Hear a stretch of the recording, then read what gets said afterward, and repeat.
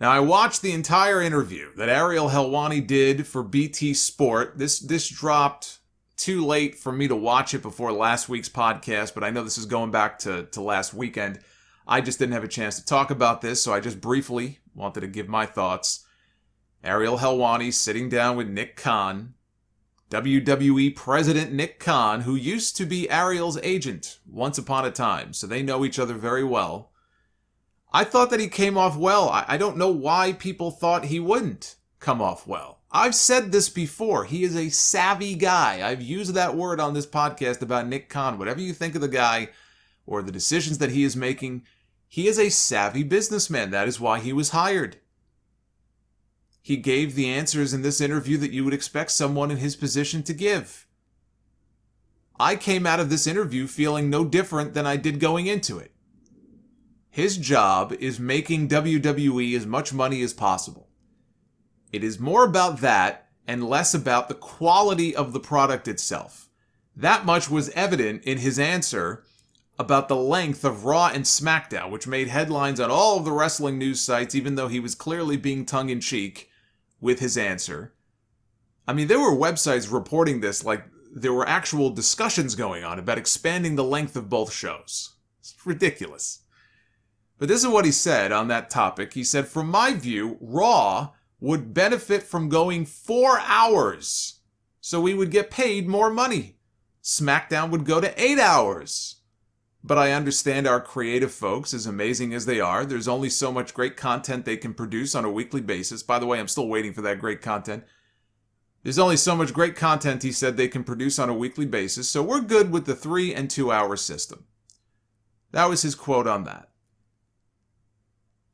The reason Vince McMahon went along with USA Network's request for Raw to expand to 3 hours back in 2012, because it meant millions of dollars to the company. I've heard figures as high as $50 million for that third hour of Raw.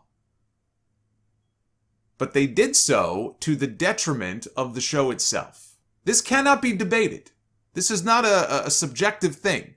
That is an objectively true statement that the quality of that show over the course of these last 8 years, actually going on almost a decade now, it's going to be 10 years next year of 3 hour Raws, if you can believe it, has gone way down. When you have to write 3 hours of television instead of 2, it changes the whole way you format the show. I don't want to just say the reason Raw sucks is because it's 3 hours long. That's only part of it. The creative is the main reason. But when you have a 3 hour show to write, it's going to change the format of the show. You're more likely, for example, to get pointless filler segments. So when we have matches or promos or comedy segments that aren't even really funny, and you look at it and you go, why was that on the show? The reason it was on the show is because they have time to fill. If you only have 2 hours, you got to get right to the point, because they have a lot of talent on that roster, and there's only so many minutes of television time to go around. All of a sudden, you've got an extra hour of TV time to kill. So you get the pointless filler, and you end up with rematch after rematch after rematch every single week because you have to find a way to fill the extra hour. And here, in this interview, he is admitting, hey, if we'll get paid more, sure. We'd expand Raw to 4 hours. I'd love to. Because the bottom line is that's all that matters. The bottom line is what matters. That's it. As a businessman, that's his number one goal. He's not on the creative team. He cares about the numbers. He cares about money. Well, guess what? I'm not the president of WWE. As a fan who watches the shows, I don't care how much extra money they're making off that third hour. What I do know is that it makes the show less enjoyable. And I wish USA Network would get rid of it. But I'm smart enough to know that that's not going to happen. He talked about the rumored changes to NXT, which are rumor no more. He confirmed it here in this interview. He said, we're doing a complete revamp of NXT, led by Paul Levesque. We want one system to be an easy system where people who want to be superstars, they know how to get us and we can get to them. He's talking now in terms of how they recruit talent. But in terms of NXT and the rebrand, he says, look forward in the next couple of weeks. It's going to have a whole new look. It's going to have a whole new feel. And we believe because a lot of the indie wrestlers, if you will, have come through our system and are in our system with SmackDown and Raw now. We don't want to just keep doing that same thing. We want to look elsewhere for great young talent. Now, I saw the new NXT logo. Everybody is freaking out about it. Everybody has an opinion about the new NXT logo. It looks like something out of a cartoon. Yes, it sucks. But the logo is the least of my concerns right now. I am more concerned about the future of that NXT show, what it is going to look like 3, 6, 9, 12 months from now. It is a logo. Who gives a shit? Now, if they redo the belts in those colors, then we're going to have a problem. Otherwise, I don't care about the logo. They're talking about completely revamping the brand and the way they recruit talent, and people are freaking out about the fucking logo. Are you people for real? Who cares? In the Observer this week, Meltzer, he reported that multiple people in the company told him from the word from the top, he says, is no more scouting of independent talent, and basically AEW can have all the independent talent to itself.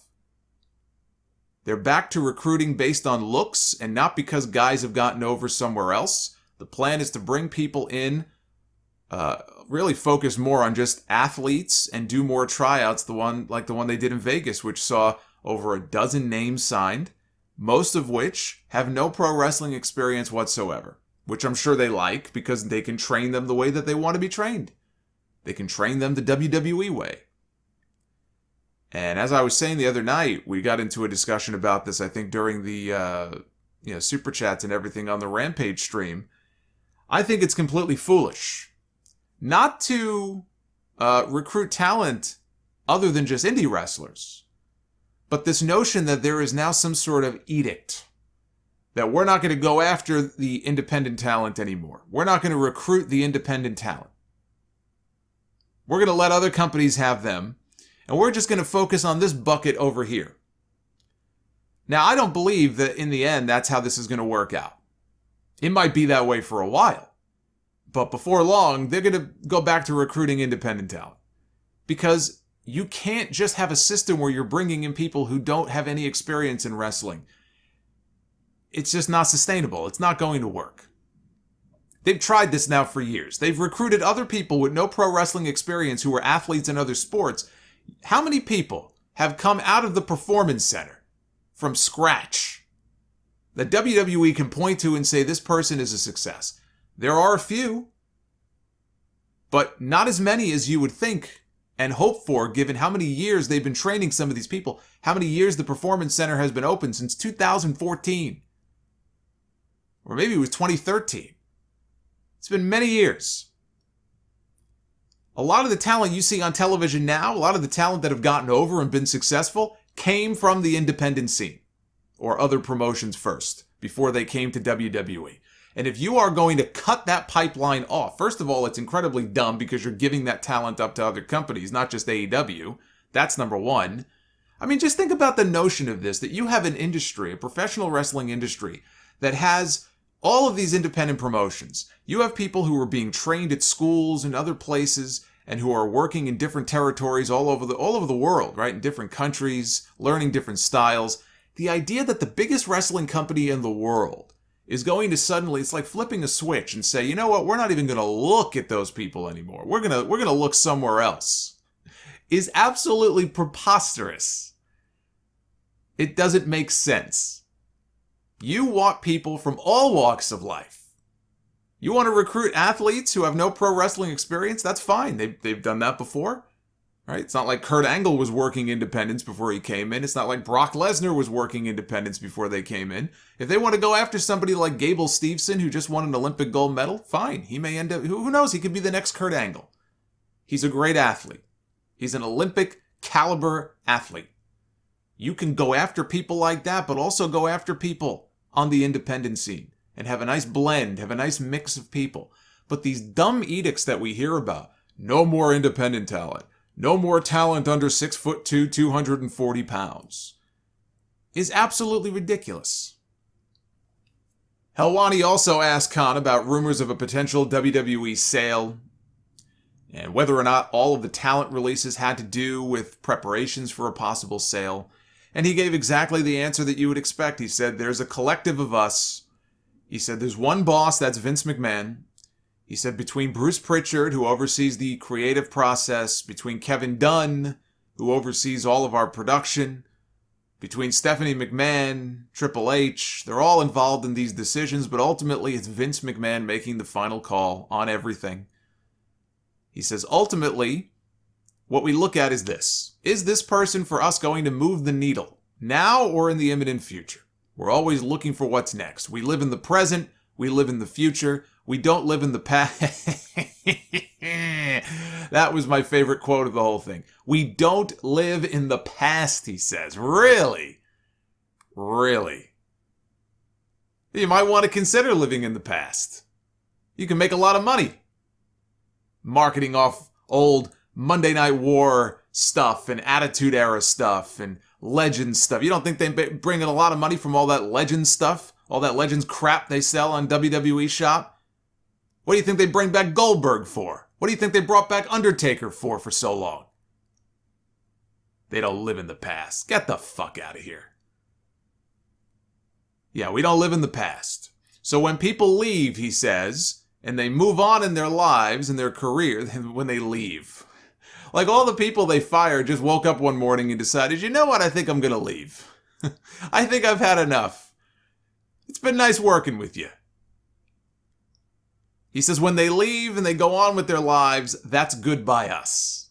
For us, it's what works for us and our product at that moment in time, and again, what's going to work down the road. And largely, in part, the existing roster is based on that. So then he was asked to explain a comment that he made recently about WWE being open for business, which they've always said. He said, if someone credible calls on anything, we take the call. We are inherently salespeople. When I say open for business, if somebody calls asking, hey, are you guys for sale? The response is, what's your offer? What are you thinking? But he says there are no active conversations at the moment about selling the company. So again, he gave the answers that you would expect him to give. I'm sure there is no active current discussion with NBC or Disney or Amazon or anybody about an imminent sale. But do I believe that WWE is being primed or is going to be sold within the next 5 years? And we'll see how these, when these TV contracts and these agreements with Peacock and everything come due. Do I think that there's going to be a potential sale of the company to an NBC Universal or someone like that? Yes, I do. But I don't expect him to tell Ariel Helwani that.